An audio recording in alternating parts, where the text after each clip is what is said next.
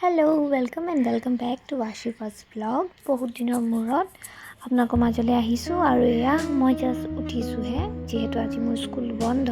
অলপ আগত সাৰ পালোঁ, কিন্তু আকৌ শুই আছিলোঁ কাৰণ বতৰটো বহুত বেছি ঠাণ্ডা হোৱা বতৰ। যিহেতু বৰষুণ গোটেই ৰাতি দিলে, এতিয়াও বাহিৰত ডাৱৰীয়া হৈ আছে আৰু মিহি মিহিকৈ বতাহ বলি আছে। সেইবাবে ভাবিলোঁ যে আজি স্কুল যিহেতু বন্ধ, অলপ দেৰি শুই লওঁ।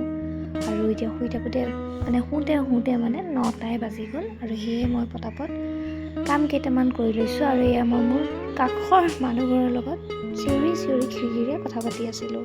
আৰু মই কৈছোঁ যে মোৰ স্কুল 3 দিন বন্ধ আৰু মোৰ মুখত হাঁহি চাওক, স্কুল বন্ধ, মোৰ কি ফূৰ্তি। এয়া মই বিচনাখন পাৰি ল'লোঁ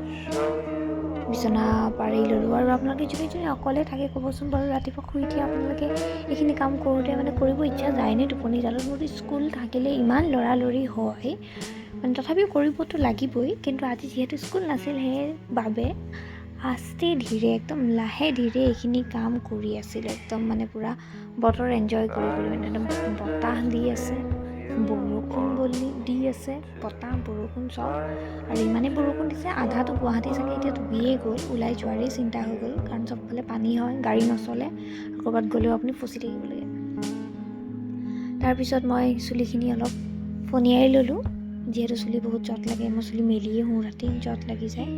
সেই চুলিখিনি ফনিয়াই মেলি আৰু এতিয়া মই লাহেকৈ মোৰ পাকঘৰৰ খানা ৰেডি কৰিব লাগে। আৰু মই ৰাতিপুৱা সাঁজত আজি ৰুটি বনালোঁ, যিহেতু ৰুমতে আছোঁ, স্কুল গ'লে মই ভাত খাইহে যাওঁ। এতিয়া ৰুটিৰ লগত ডিম ভাজি আৰু দৈ। ইমান ঠাণ্ডা বতৰ যদিও দৈ খাবলৈ মই এৰা নাই, কাৰণ দৈ দেখিলে মোৰ বহুতেই প্ৰিয়। আৰু দৈ যদি থাকে, মই নোখোৱাকৈ থাকিব নোৱাৰোঁ। সেয়ে ৰুটি আৰু দৈ ৰাতিপুৱা ব্ৰেকফাষ্ট আজি মোৰ এয়াই।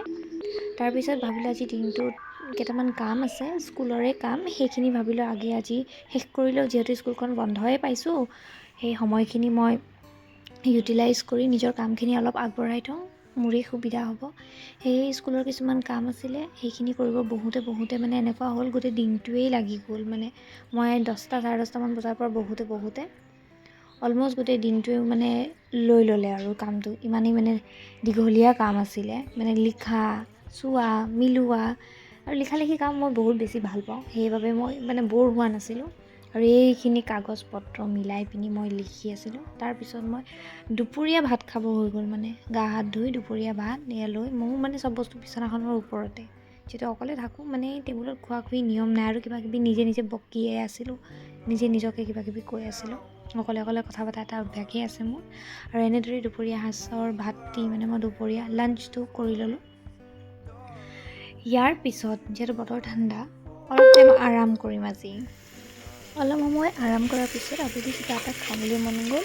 সেয়ে বুট অলপ তিয়াই থৈছিলোঁ, ভাবিলোঁ তাৰে অলপ পোলাও বনাওঁ। সেইকাৰণে মই এয়া প্ৰেছাৰ কুকাৰত আগে পিঁয়াজখিনি ভাজি লৈছোঁ।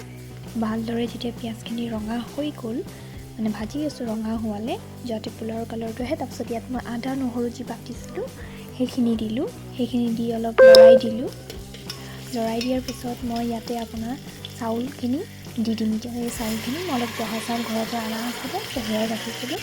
সেইখিনি দি মই ধুনীয়াকৈ সেইখিনি মিক্স কৰি দিলোঁ। তাতে লগতে মই বুটকেইটাও দি দিলোঁ। বুটকেইটা দিয়াৰ পিছত অকণমান সময় ভাজিলোঁ। বুটকেইটা দি লৈছোঁ, গোটেইখিনি একেবাৰে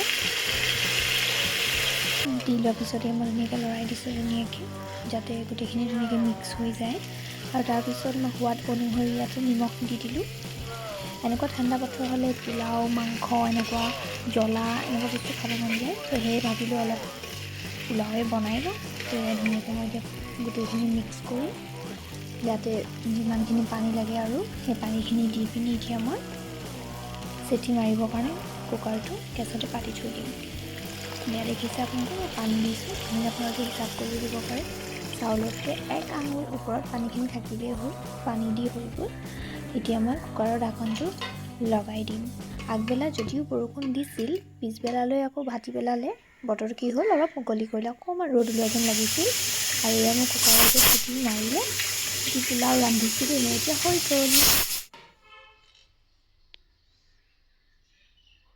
जब हवा इश्क हुआ ही हुआ গোটেই দিনটোৰ ভিতৰত বহি বহি আমনি লাগি গ'ল। সেয়ে অকণমান ওপৰত খোজকাঢ়িবলৈ আহিলোঁ আৰু আহি দেখা পালোঁ অলপ দূৰত কোনোবাই চিলা উৰাই আছে। আজিৰ এই ব্লগটো এইখিনিতে সামৰণি মৰিছোঁ আৰু মোৰ চেনেলটো ছাবস্ক্ৰাইব নকৰাকৈ নাযাব। আমি নেক্সট ভিডিঅ'ত লগ পাম। Bye bye.